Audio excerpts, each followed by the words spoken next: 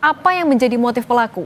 Kita bahas bersama Suki Ratnasari, kuasa hukum keluarga Argo, dan mantan Kabar Reskrim Polri Komjen Purnawirawan Ito Sumardi. Selamat petang semuanya. Selamat petang, Mbak. Selamat petang, Mbak.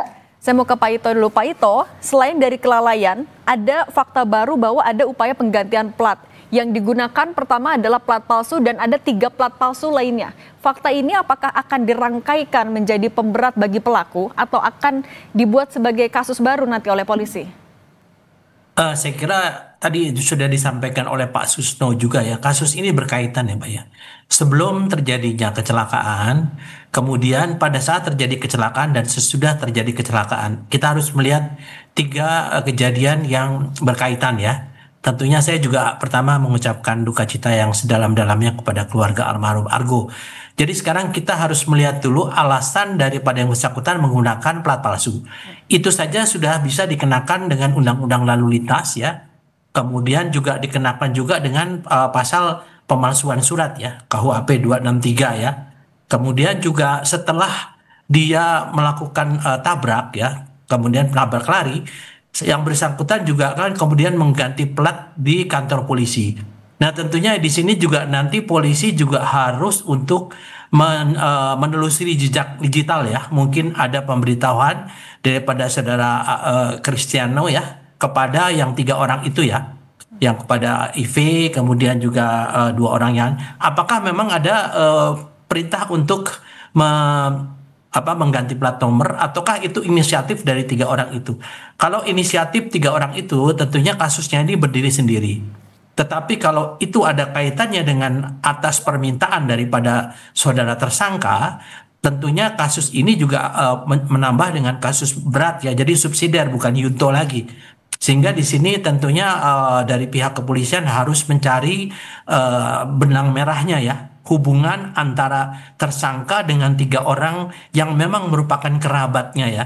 Jadi saya kira selain dengan CCTV juga nanti akan harus ditelusuri apakah melalui telepon ya pada saat kejadian dia melarikan diri, kemudian teleponnya harus dilakukan jejak digitalnya harus dilakukan penyelidikan. Kalau memang ada perintah atau meminta supaya diganti plat nomornya, maka saudara Cristiano dia juga bisa dikenakan selain kelalaian juga pasal-pasal pidana yang mungkin bisa masuk ke pasal 263 pemalsuan surat ya, kemudian juga bisa dikenakan pasal 280 Undang-Undang 22 ya.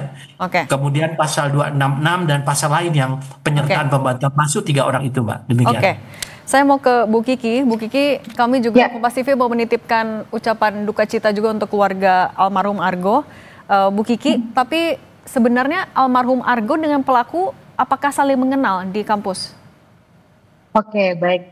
Sebelumnya kami mengucapkan terima kasih atas ucapan duka citanya. Kami juga akan menyampaikan kepada pihak keluarga. Kebetulan hari ini 7 harinya Argo ya, dan di rumah duka juga dilakukan doa bersama untuk 7 hari meninggalnya Argo. Nah, untuk tadi pertanyaannya, Argo dan pelaku tidak saling mengenal. Memang saling mengenal. Oke, Bu Kiki, ini tidak saling mengenal. Oh, tidak saling mengenal. Tidak saling mengenal. Oke, Bu Kiki, ini ada fakta baru soal pergantian plat dan adanya plat palsu. Bagaimana Anda sebagai kuasa hukum keluarga memandang adanya fakta baru ini? Iya, sebenarnya sampai hari Selasa pagi ketika penyidik itu melakukan BAP ya pada ibu korban, pada saat itu sebenarnya belum diakui ada plat palsu tersebut. Lalu kemudian kami juga menyampaikan beberapa fakta yang kami temukan bersama dengan keluarga bahwa memang ada indikasi pergantian plat. Lalu kemudian kami juga sudah kerjasama dengan polisi untuk menyampaikan hal tersebut. Nah, di jam 2 siang ketika ada konferensi pers di Polres Sleman, baru kemudian polisi juga mengakui memang ada pergantian plat. Nah, untuk keperluan itu kami sudah bekerja sama dengan Polres Sleman dan juga Polsek Ngaglik ya, yang pertama kemudian mengamankan barang bukti ini. Di sana sudah ada CCTV-nya juga gitu yang diberikan kepada Polres Sleman untuk sebagai bukti pendukung ya, dan semoga bisa menguak siapa pelaku dan juga yang menyuruh untuk mengganti plat nomor mobil tersebut gitu, Mbak. Oke, Bu Kiki, sejauh ini polisi bilang masih memeriksa saksi, belum ada tersangka yang ditetapkan. Bagaimana tapi Anda melihat proses hukum yang tengah berjalan, terutama di kasus penemuan pergantian plat ini? Ya, sampai hari ini memang baru tersangka utamanya ya yang kemudian ditetapkan di di hari Selasa kemarin. Nah, yang untuk pergantian plat ini kami juga meminta kepada Polres Sleman untuk bisa menindaklanjuti dengan cepat gitu, termasuk siapa yang kemudian menyuruh gitu, karena kalau untuk bukti-buktinya sudah ada. Nah, kebetulan kan kalau kemudian memang sudah dari tersangkanya, pelakunya ini sudah diperiksa gitu, semoga juga mau menyebutkan gitu ya siapa yang menyuruh gitu. Nah, ini kami juga membantu dalam hal ini untuk mengumpulkan fakta-fakta yang lain supaya mempercepat kinerja polisi gitu, Mbak. Upaya kami seperti itu.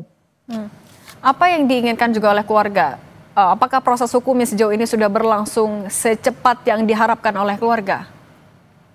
Ya, sebenarnya dari awal memang kami berharap ini bisa secepat mungkin. Nah, sampai hari ini kan ada perkembangan baru ya terkait dengan kasus ini gitu ya. Harapannya bisa lebih dipercepat gitu, karena memang dari keluarga sendiri melihat ada beberapa hal gitu ya yang memang harus dibuka gitu ya.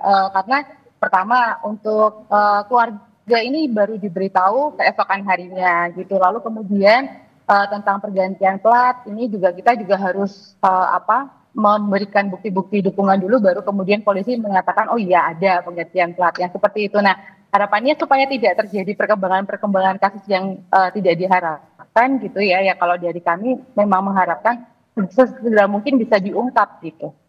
Meskipun juga identitasnya kan belum diungkap, tapi polisi sudah bilang bahwa kerabat yang mengganti adalah kerabat dari tersangka. Bagaimana Anda melihat dugaan motif ini? Ya, itu kan pengakuan dari pelaku pada saat itu ke petugas yang ada di Polsek Ngaglik mengaku sebagai keluarga. Kami kan belum tahu ya betul keluarga atau bukan gitu ya. Lalu kemudian dia motifnya apa gitu mengganti, lalu kemudian siapa yang menyuruh, ini belum terbuka sebetulnya gitu. Nah, ini kami berharap polisi bisa gerak cepat ini untuk bisa mengungkap hal ini gitu. Jadi kami belum bisa ngomong banyak sih, Mbak, tapi di sisi lain kami juga membantu polisi supaya kemudian kasus itu bisa cepat terungkap dengan mengumpulkan bukti-bukti yang bisa kami kumpulkan juga gitu. Oke, Bu Kiki, kami juga mau konfirmasi apa betul keluarga dari pelaku sudah meminta maaf langsung kepada keluarga almarhum Argo?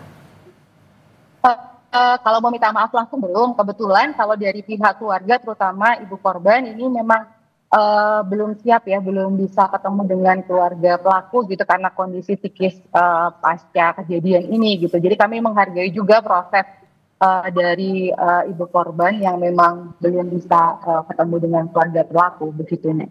Oke, Pak Ito, kalau pernyataan polisi kan ini ada hubungan kerabat, kemudian alat bukti ada, tapi belum ada tersangka, identitas pun tidak dibuka. Apa yang jadi kendala sebenarnya dalam mengungkap siapa yang menginisiasi pergantian plat ini?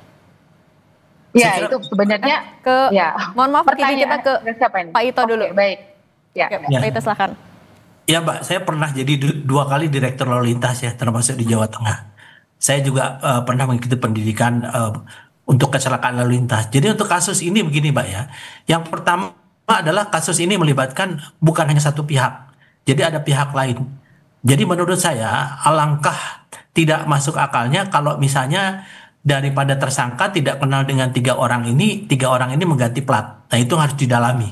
Tidak mungkin kan kalau orang nggak kenal, urusan apa dia mengganti platnya si Cristiano. Pasti ada hubungan. Siapa yang menyuruh, apakah melalui telepon ataukah melalui pihak ketiga, ya itu tentunya harus didalami.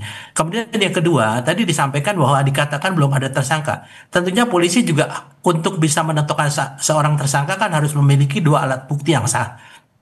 Ini sudah bisa ada calon tersangkanya 3. Sesuai yang pertama alat buktinya adalah dari rekaman, itu kan petunjuk.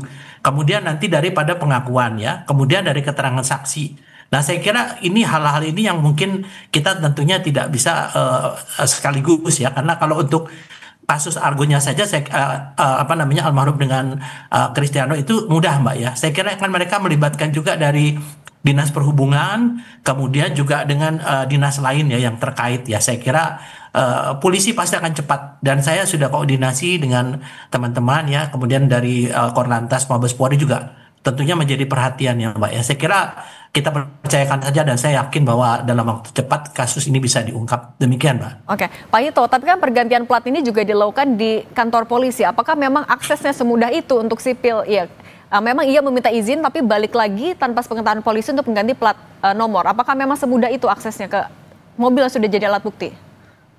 Ya jelas Mbak ya. Saya juga kan pernah bertugas di daerah ya. Kadang-kadang memang di penjagaan dan sebagainya memang itu kelalaian, dan tentunya itu juga menjadi satu bahan untuk pemeriksaan internal ya. Nanti kenapa itu bisa dilakukan, siapa yang jaga anggotanya, dan itu tentunya akan mendapatkan satu sanksi ya internal.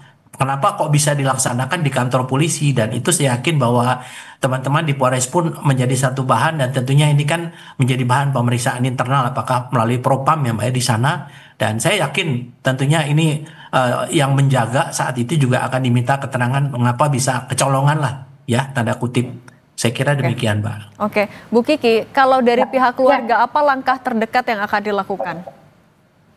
Ya, kemarin kami juga sudah mendapatkan informasi ya bahwa memang polisi yang saat itu berjaga di Polsek Nagreg sudah dimintai keterangan oleh Propam, Pak. Gitu. Jadi sudah dilakukan pemeriksaan terhadap petugas. Nah, langkah paling dekat memang kami ingin mendesakkan supaya proses ini cepat, supaya bisa segera ditetapkan tersangkanya untuk pergantian plat ini gitu. Dan kita juga jadi terang benderang siapa yang menyuruh gitu, karena pasti saya setuju dengan Pak Ito tadi, ini berhubungan dengan perkara utamanya gitu, motif penggantian plat ini gitu. Oke, Pak Ito, kembali ke soal pergantian plat tadi, artinya selain kasus yang sudah ada tersangkanya, kemudian 3 calon tersangka ini didalami, termasuk juga ada Propam juga internal juga dilakukan ya, 3 secara beriringan.